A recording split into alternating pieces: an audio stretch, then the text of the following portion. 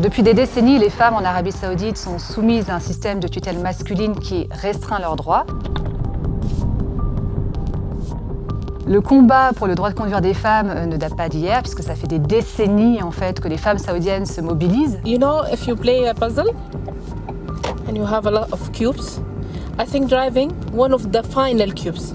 La levée de l'interdiction s'est faite en juin 2018. Ça n'a pas signifié la fin de la répression autour de ce droit de conduire. Un mois avant la mise en œuvre effective de la mesure, donc la levée de l'interdiction de conduire, plusieurs femmes militantes, figures emblématiques de ce mouvement, ont été arrêtées en mai 2018 donc, et sont pour certaines toujours en prison.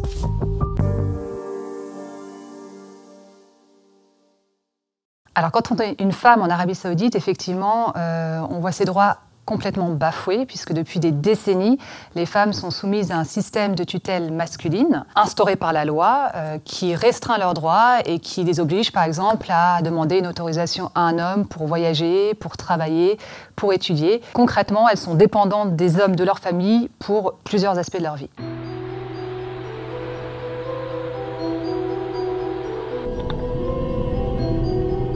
Le combat pour le droit de conduire des femmes ne date pas d'hier, puisque ça fait des décennies en fait, que les femmes saoudiennes se mobilisent pour ce droit, et en tout cas pour faire lever cette interdiction. En 1990, pour être très précis, une quarantaine de femmes ont pris le volant et ont décidé de conduire dans une artère principale de Riyad, qui est la capitale, en protestation et avec énormément de courage, tout le courage qu'il faut pour justement braver cette interdiction.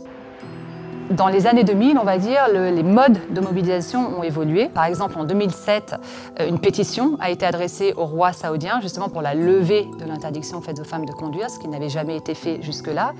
Et l'année d'après, une militante a eu l'idée, encore une fois, de braver l'interdiction et de prendre le volant, mais cette fois-ci, elle s'est filmée. Elle a posté la vidéo sur YouTube lors de la Journée internationale des droits des femmes, le 8 mars 2008. Et ça a inspiré énormément de militantes saoudiennes qui ont repris en fait ce mode d'action à plusieurs reprises. Il y a eu des campagnes de mobilisation en 2011, en 2013.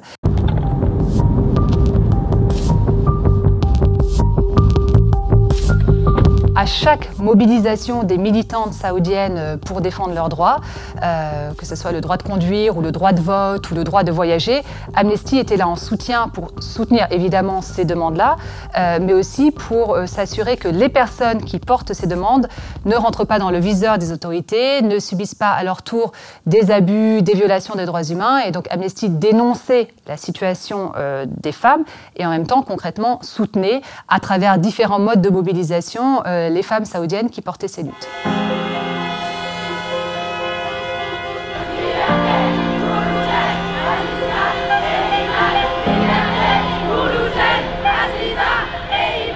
Parmi les grandes figures du mouvement pour la levée de l'interdiction faite aux femmes de conduire, on va avoir Loujain El Asloul, qui est une figure assez emblématique, Aziza El Youssef, Iman El Nafjan. Ce sont trois femmes qui se sont mobilisées, chacune à leur niveau, chacune à leur manière, et des fois ensemble, précisément pour combattre cette interdiction.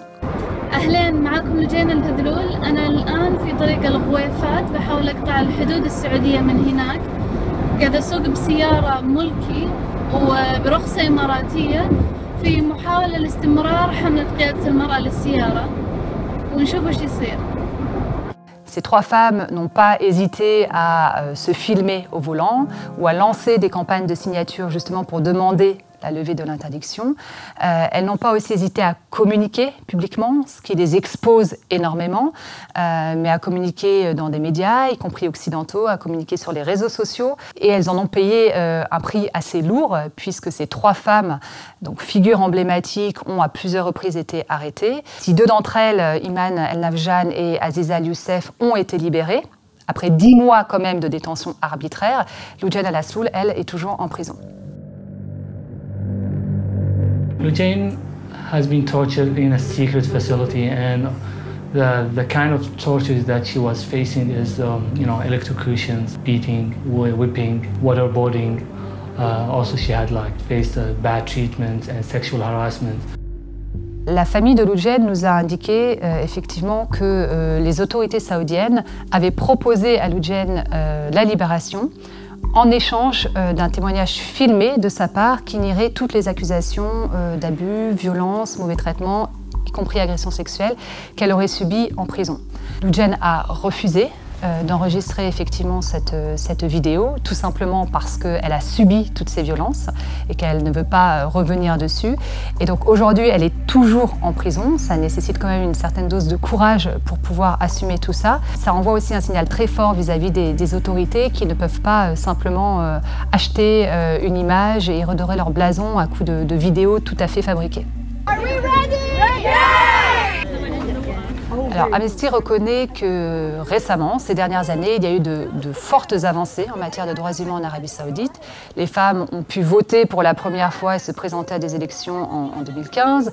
Elles peuvent désormais conduire et surtout, depuis l'été dernier, il y a un certain nombre de réformes qui allègent le système de tutelle masculine qui vont dans le bon sens. Donc concrètement, les femmes maintenant de plus de 21 ans vont pouvoir obtenir un passeport et donc pouvoir voyager librement.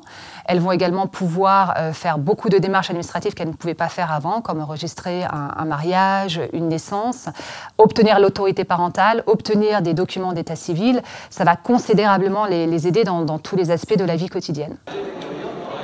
Donc, d'un côté, on a un pouvoir qui se veut ultra réformateur. Mohammed Ben Salman, donc le prince héritier, se pose et s'affiche volontiers comme celui qui va ouvrir, moderniser, dynamiser le royaume. Et d'un autre côté, il serre la vis sur la société civile et notamment les femmes. Ce qu'il faut comprendre, c'est que l'Arabie Saoudite aujourd'hui s'achète une image. L'Arabie Saoudite aujourd'hui dépense des millions de dollars dans des grandes campagnes de publicité justement pour apparaître comme un pays qui s'ouvre, un royaume qui veut attirer effectivement des investisseurs, des touristes, etc. Et donc effectivement, il faut lâcher un petit peu sur certains sujets. Et donc les droits des femmes font probablement partie de ces sujets-là. Ce n'est toujours pas la fin du système de tutelle masculine, puisqu'elles ont encore besoin d'un homme pour beaucoup de choses, y compris se marier, y compris se déplacer ou fuir certains espaces. Donc oui, le système a été allégé, mais ce n'est pas la fin. Donc elles sont encore, malgré tout, considérées comme des citoyennes de seconde zone. En prison simplement parce qu'elle avait critiqué le système qui place les femmes sous la tutelle des hommes et qui est victime d'une campagne de dénigrement dans tous les médias de son pays. Et j'exprime ici fortement l'espoir de sa libération prochaine. Nous prenons nos responsabilités et nous continuerons à les prendre. Nous les prenons aussi dès que l'agenda diplomatique nous le permet.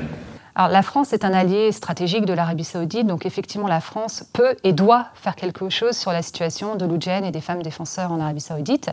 Emmanuel Macron a pris la parole, effectivement déjà pour demander officiellement, ou en tout cas pour officiellement exprimer son souhait de voir Lou Diane et les autres militantes libérées.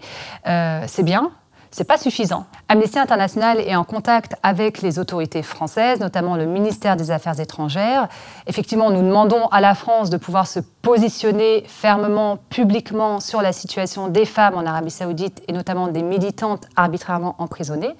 Donc nous leur demandons régulièrement de prendre la parole, nous leur demandons à la fois dans leurs relations bilatérales et dans la diplomatie qui est mise en œuvre avec les autorités saoudiennes de dénoncer cette situation, de parler de cette situation, mais nous leur demandons aussi publiquement de pouvoir appeler par exemple à la libération de Lou Diane et des autres femmes défenseurs saoudiennes.